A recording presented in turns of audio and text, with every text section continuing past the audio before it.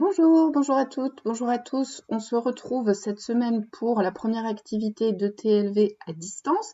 Donc vous avez reçu un mail avec toutes les explications. J'attends votre travail pour mercredi prochain.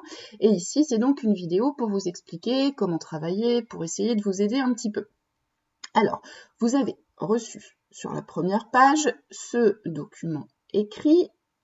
Je vous rappelle que pour répondre aux questions, vous n'avez absolument pas besoin de tout comprendre. On va regarder les questions ensemble. Look at the document and its structure. Faites bien attention, il ressemble à quoi ce document que je viens de vous montrer et que vous avez reçu par mail? Vous devez répondre à la question Where can you find that sort of document? Est-ce que c'est quoi? Ça provient d'un livre de recettes, d'une bande dessinée, d'un programme télé? Qu'est-ce que c'est? Où est-ce qu'on trouve ce type de document? Pensez à bien reprendre les mots de la question pour répondre. Where can you find? I can find that sort of document in blah blah blah blah blah blah. Question 2. Pick out key information about this charity. Faites bien attention, pick out c'est relever. Key information, des informations clés. Je ne vous demande donc pas de relever des phrases entières, mais uniquement des mots-clés. Lesquels? Name, country, services, etc.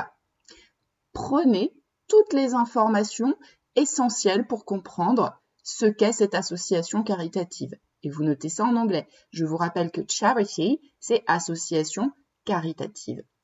What are the two different branches that make up this organization?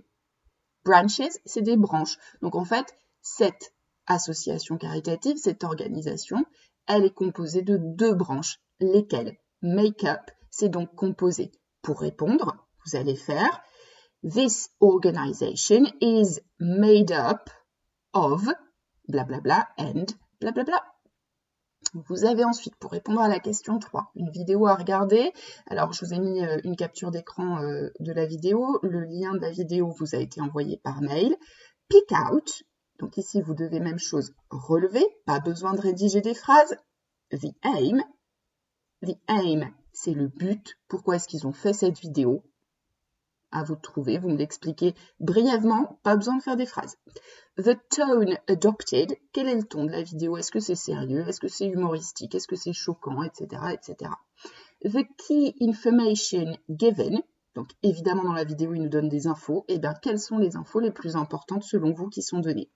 Et enfin, the warnings. Warnings, pour ceux peut-être qui apprennent à conduire ou qui conduisent déjà, quand vous mettez les warnings, vous les mettez pour dire aux gens de faire attention. Donc ici dans la vidéo, ils nous disent de faire attention. Attention à quoi? Et il y a plusieurs choses à trouver.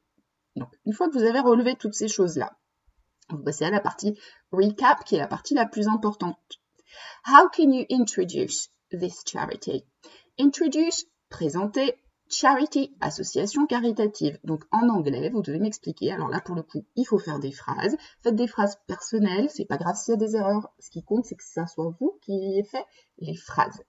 Donc c'est, je vous donne un exemple qui n'existe pas, mais c'est par exemple une association caritative qui aide les personnes en situation de précarité à organiser leurs repas pendant la semaine, etc. C'est pas du tout ça, mais c'est pour que vous voyez ce qu'il faut dire. What public health policy is it related to? Public health policy, donc une politique de santé publique. Et donc, quel lien vous pouvez tirer avec une politique de santé publique dont vous avez déjà parlé en SSS, que ce soit cette année ou l'année dernière. Voilà, donc là, j'attends à peu près que vous me rédigiez, on va dire 5-6 phrases, d'accord? Donc en anglais, et c'est un travail noté qu'il faut m'envoyer avant mercredi prochain. Good luck, bye bye!